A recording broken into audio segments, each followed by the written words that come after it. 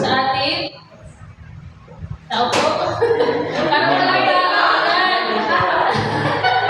So, good morning po ulit sa mga anak po ng Diyos. Yan, good morning. So, ngayong umaga po ay mabuti ang Diyos. Yan. So, bago po tayo magsimula sa ating gawain, tayo po muna ay gumanap na ating devotion. Basahin po natin ang Matthew chapter 28, verse 20.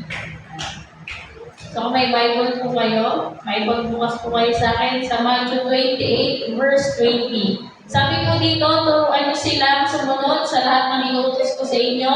Tandaan ninyo, ako'y laging kasama ninyo hanggang sa katapusan ng panahon. Pagpalain naman ang kanyang salita, aming Diyos. Salamat po, Panginoon, sapagkat sa buwan po na ito, aming pong tatalakayin, Panginoon, ang inyo pong banal na Espiritu, Panginoon. Nawa, ito po ay manahan sa aming mga puso, Panginoon, at maranasan po namin, maramdaman po namin, Panginoon, ang inyong pong banal na Espiritu.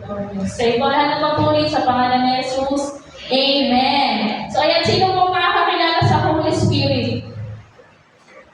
So, kasi po bilang Kristiyano, minsan ito po yung isang bagay na nakakaligtaan natin. Di ba po, minsan ang focus lang natin si God, si Jesus. Di ba po? Pero meron pang isa na personal o personality ang ating Diyos. Ayun po ang banal na Espiritu. So, ayan. So, nung New Testament po, bakit si Jesus, nag-iwan po siya ng mga kasama po natin. At yun po ang banal na Espiritu. Ayan. So, mga kapatid, yan, sabi ko sa Matthew 28:20, ang ganda po ng sinabi ng ni Jesus doon. Sabi niya, tandaan ninyo, ako'y laging kasama nyo hanggang sa katapusan ng panahon. So, physically, wala si Jesus dito. Ano po? Pero spiritually, iniwan niya ang kanyang Holy Spirit para makasama po natin. So, may tatlong tip po ako na gustong i-share sa inyo. So, yan, sa unang bagay, His presence is personal. Yan, so ano may personal? So, halimbawa, may ka-meet up kayo, di ba? So, halimbawa, Daniel, magkita tayo sa van, sa Jollibee, 1 p.m. Yan. So, si Daniel, pupunta ba siya o hindi? Pagdating ko sa Jollibee, ang dumating si Sanjo. So, hindi personal yun. So, may pastora, hindi ko nakapunta si Daniel kasi po nagpagupit. So, ay, gwapo ni Daniel, no? Yan. So, ibig sabihin, hindi personal yun. Ibang persona yun, di ba? Kapag personal, ikaw talaga yun. Ikaw mismo. Hindi pwede iba. So, ang Holy Spirit, ganun po. Personal po siya. So, sabi nga po sa John 14:16. Basahin po natin. John 14, verse 16. Ang sabi po dito, dadalangin ako sa Ama upang kayo bigyan niya ng isa pang patnubay na magiging kasama ninyo magpakailanman. Wow, ang sarap po ano? Ang sarap sa pakiramdam na kahit wala si Jesus dito, iniwan niya tayo ng mga kasama. At yun po ang banal na Espiritu. Para po siyang kaibigan. Yan, hindi ka iiwan. Kahit mahirap na yung sitwasyon, sino po pinupuntahan natin? Kaibigan, di ba? Friend, pwede ka ba ngayon? Si Ate Hana, nakakatuwa yan. Kasi nagpapaalam yan siya sa akin. Nung last week pa, Pastora, hindi ako makaka-church. Pastora, wala po akong ganito. Bakit? Kasi may isang kaibigan ko po nag-chat, nagpapasama. Yung tita ko po nagpapasama din. Yung high school friend ko, nagpawa talaga. In demand si Ate Hana. Bakit? Kasi, yan, marami siya kaibigan. So, ganun din po ang Holy Spirit, nandyan lang po siya. Hindi po natin siya nakikita, pero nandyan lang po ang banal na Espiritu. So, hindi ka nag-iisa, ang Holy Spirit ay kasama natin araw-araw. Yan, sabi nga po natin, kasama natin ang Holy Spirit araw-araw. Okay? Unang po, His presence is personal. Pangalawa po, His presence is permanent. Yan. Ano po ba pag sinabing permanent?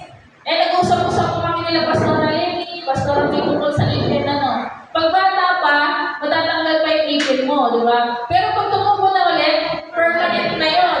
Kaya pag pinapunan mo yung bagat mo, sabi ni Tatay Buddy, wala ka ng panguya. So, ayan. So, ibig sabihin na permanent, dyan na talaga yan. Okay po? So, hindi siya dapat tanggalin. Kasi permanent siya. So, sige po, basahin po natin sa John 14:17.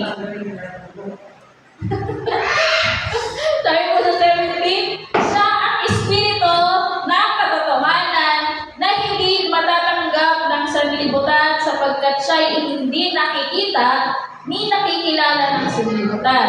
Ngunit, nakikilala ninyo siya sapagkat siya'y nasa inyo at siya'y mananatili sa inyo. Ang banal na espiritu po ay hindi matatanggal sa atin. Amen po. Para po siyang apoy. Ayan. Para po siyang apoy na nagbibigay ng liwanag at lakas po sa ating mga buhay. So kahit saan tayo dalhin ng Diyos, sabi nga, even to the ends of the earth. Yan, sabi sa Matthew 28, kasama mo ako. Yan. Amen po. Sarap po sa pakiramdam na kasama po natin ang Panginoon. So ayan na, pangalawang bagay po, dalawang B, His presence is permanent. Yan, sabihin nyo nga po, permanent. Permanent. Yan, so tandaan po natin, para po siyang hangin. Yan, hangin din po, di ba nakikita po ba natin ng hangin? Hindi nga natin nahawakan pero nakahinga tayo. Bakit? Kasi may hangin. Ano po, totoo na may hangin. Ganon din po ang banal na espiritu. Hindi po natin siya nakikita. Ay, ito ay physical, hindi mo siya nahawakan, pero nararanasan po, nararamdaman po natin ang banal na espiritu. Pangatlong P, His presence is powerful. Yan, sarap. Ang galing, powerful. Ano kung ibig sabihin na, makapangyarihan po ang banal na espiritu. Ano, kung ang Diyos ay makapangyarihan, kung si Jesus ay makapangyarihan, ganoon din po ang banal na espiritu. Kaya-kaya po niyang gumawa ng lahat ng miracles. Yan. So sabi po sa Acts 1:8, ye shall receive power after the Holy Spirit or Holy Ghost is God come upon you. So ang ating po banal na espiritu, kapag nasa atin siya, mararanasan po natin ang kapangyarihan ng Diyos. Tandaan po natin, kung tatlong pito, He is, ano po?